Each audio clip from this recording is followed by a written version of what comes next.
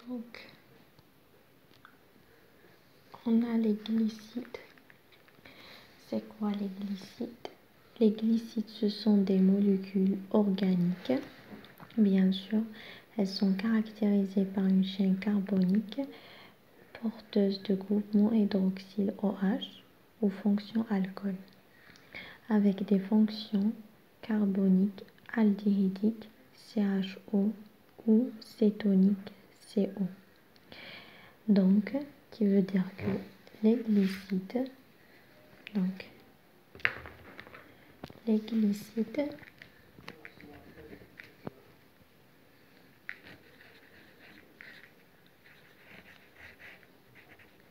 glycides on a deux. On a la fonction aldéhydique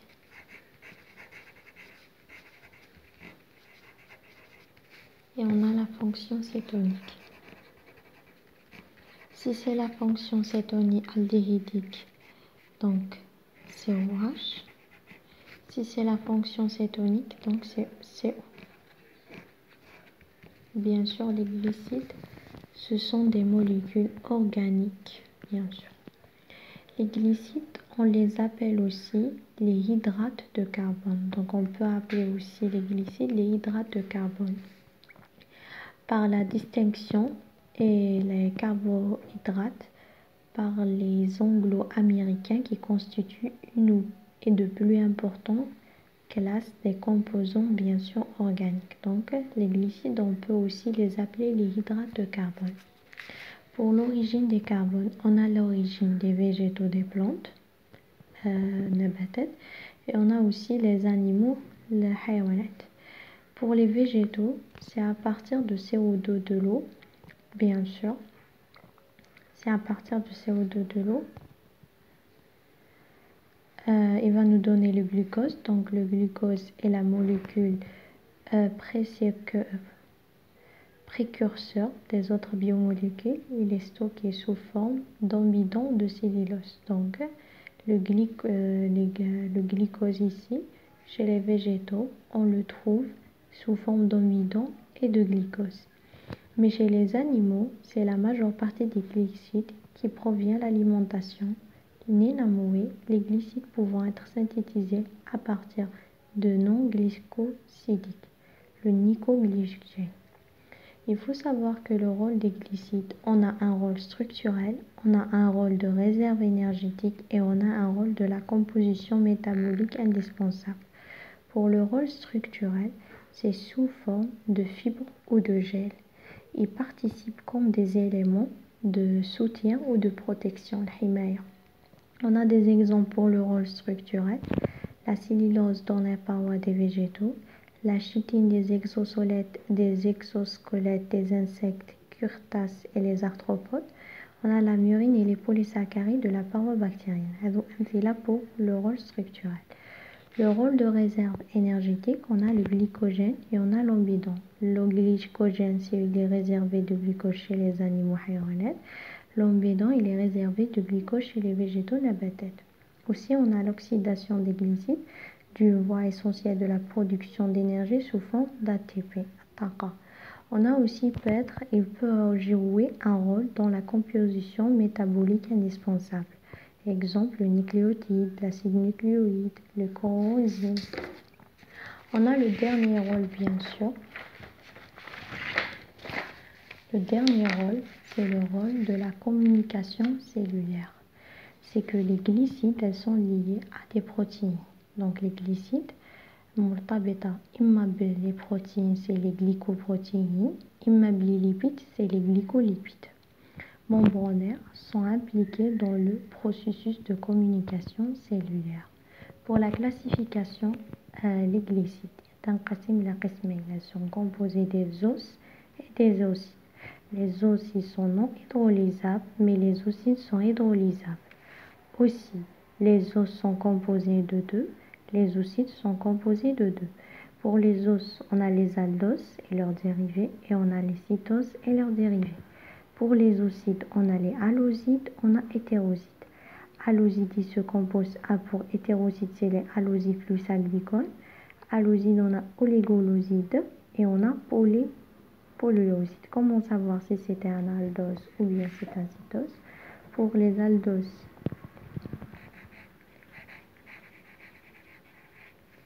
et pour le cétose.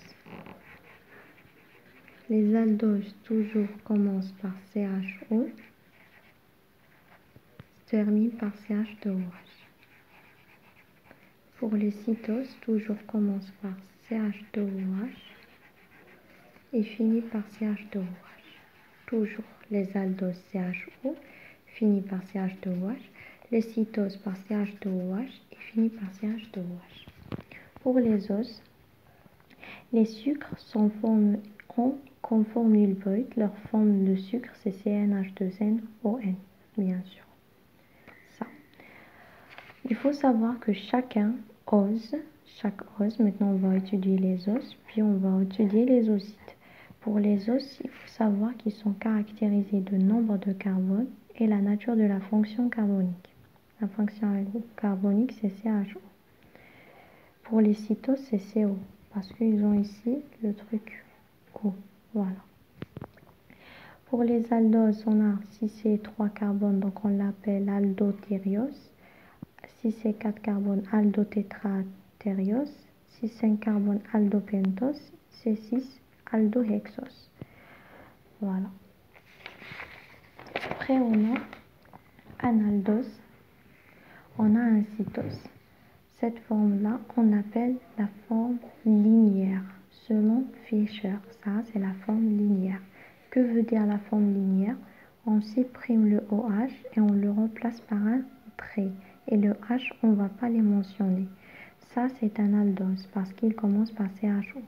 Ça, c'est un cétose parce qu'il commence par CH2OH. Optimiquement actif. Comment savoir s'il est optimiquement actif ou bien il est inactif? Là, on a actif. Là, on a inactif. Inactif.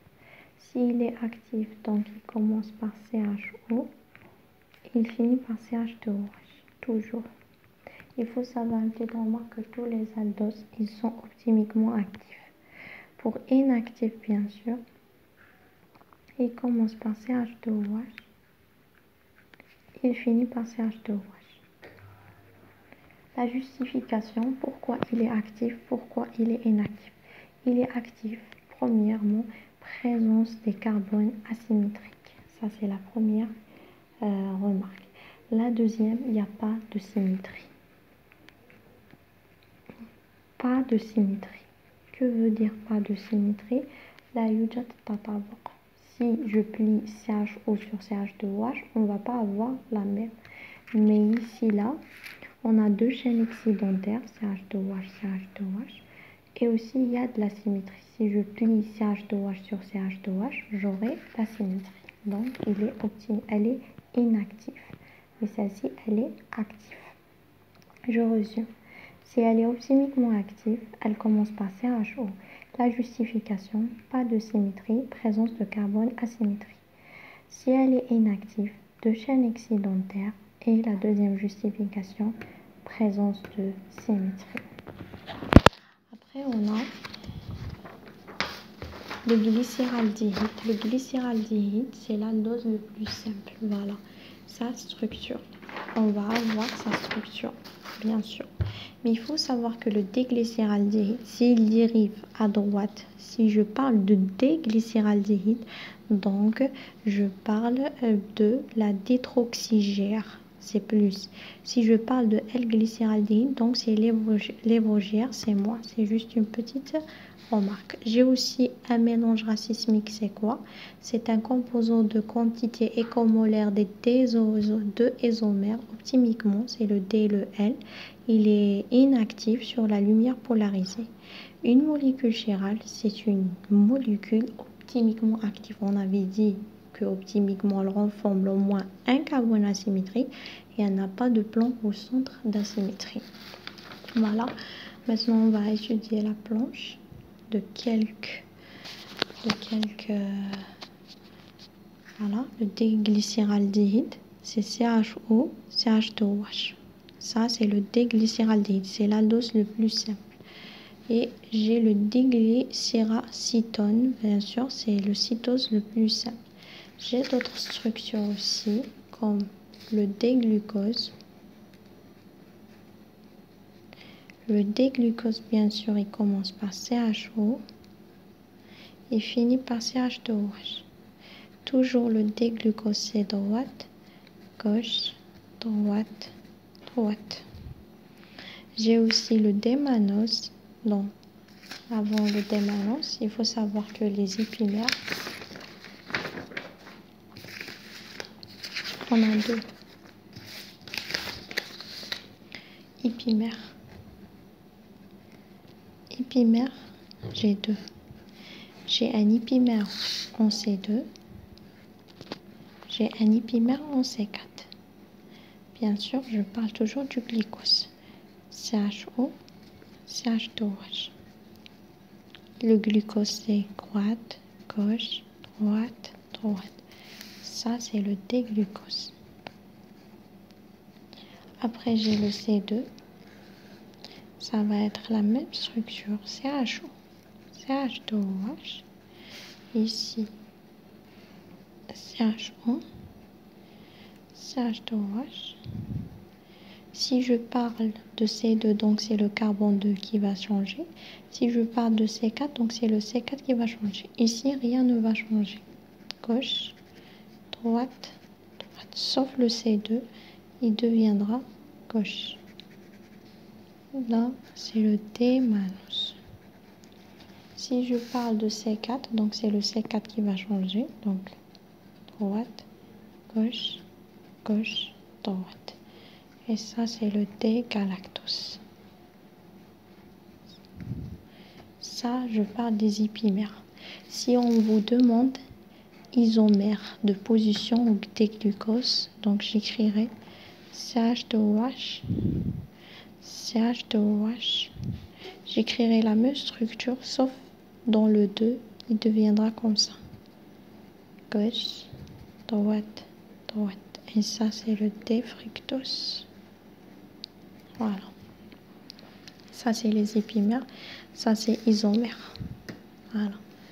On a aussi dans la planche, qu'est-ce qu'on a? On a aussi le le nécessaire. On a le déglycéraldéhyde, c'est à prendre. On a le D-ribose, le D-arabiose, voilà. On a le D-mannose, aussi c'est à prendre. On a le D-fructose, aussi c'est à prendre. Je crois tout ce qu'il y a à prendre. Les autres, c'est pas à prendre. Ouais.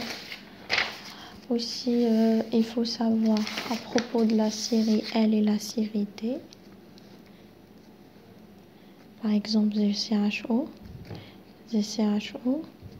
Ici, c'est CH2OH. Ici, CH2OH. La structure de D-glucose, c'est droite, gauche, droite, droite. Ça, c'est le D-glucose. Voilà. Je veux le L-glucose. Le L-glucose, comment savoir si c'est le D, si le L? L'avant-dernier, il doit être gauche. Voilà, droite, gauche, droite. Donc, si c'est l'avant-dernier, il est droite, donc c'est le D. Si il est à gauche, donc c'est la série L. Voilà, ça, on l'appelle les enantiomères. Enantiomère, c'est l'image de l'un par rapport à l'autre à travers d'un miroir.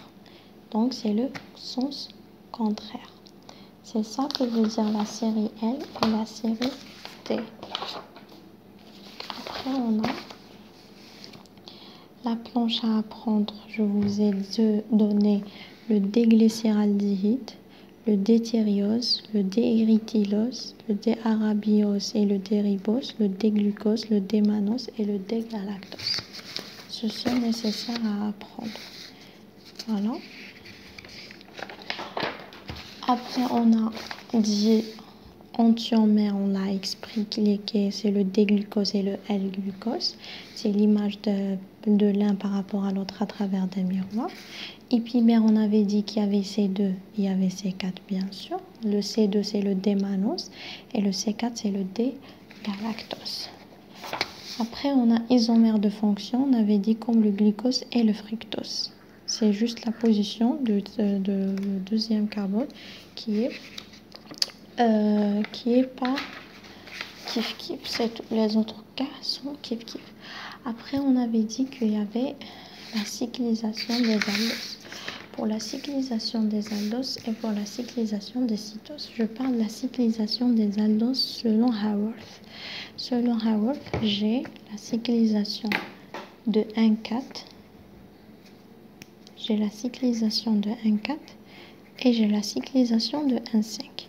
La cyclisation de 1,4, on l'appelle la forme puranique. Et la cyclisation de 1,5, on l'appelle la forme furanique.